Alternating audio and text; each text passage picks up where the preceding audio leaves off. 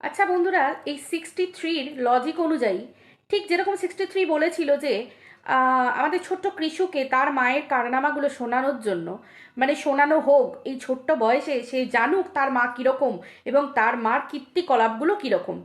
আচ্ছা 63, এই কথাটা টিনাকে বলার আগে তোমার যে মানে মানস কন্যা ওয়াইটির মানসপুত্রী, তো তার সন্তানদেরকে তার মায়ের কারনামাগুলো শোনাবার মানে বুকের পাটা আছে? মানে এই লজিকটা 49-এর ক্ষেত্রে প্রযোজ্য হবে কি? কি মনে করো? দেখো, লজিক দিতে গেলে তো সবার ক্ষেত্রে লজিকটা সমান হয়, তাই না? ওই নিজের বেলায় আঁটিসুটি, পরের বেলায় চিমটি কাটে, এই জিনিসটা তো ভালো জিনিস নয়। সন্তান সন্তান শোনালে সব সন্তানদেরই তার মায়েদের কারনামাগুলো শোনানো দরকার। কি বুকের পাটা আছে 63? এখন কিন্তু অন্যরকম কথা বললে হবে না, তুমি লজিক দিয়েছো। টিনার কারনামা নিয়ে টিনার সন্তানকে শোনানো হবে। তাহলে 49-এর কারনামাগুলো 49-এর বাচ্চাদের শোনানো হোক,